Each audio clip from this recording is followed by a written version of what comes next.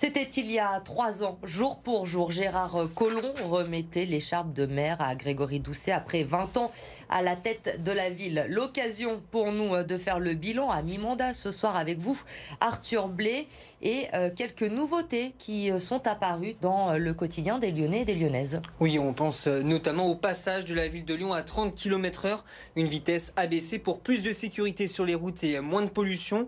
Autre décision qui a été actée et qui a, il faut le dire, beaucoup alimenté les débats, les menus végétariens dans les cantines. Depuis la rentrée dernière, il est proposé chaque jour une alternative végétarienne dans les cantines lyonnaises.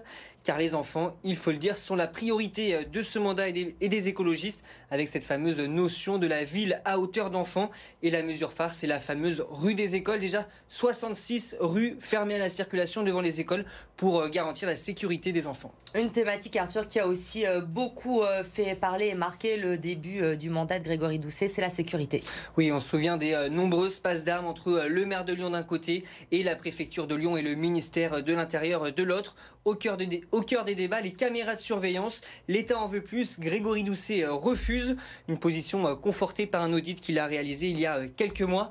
Mais en 3 ans, il faut le dire, le maire a évolué sur ces questions de sécurité qui au départ ne semblaient pas sa priorité. Désormais, il souhaite recruter des policiers municipaux, entre 15 et 20 supplémentaires. Mais pour le moment, il n'arrive pas à attirer ces policiers municipaux. Donc il a fait voter il y a quelques mois une augmentation de salaire pour les policiers municipaux.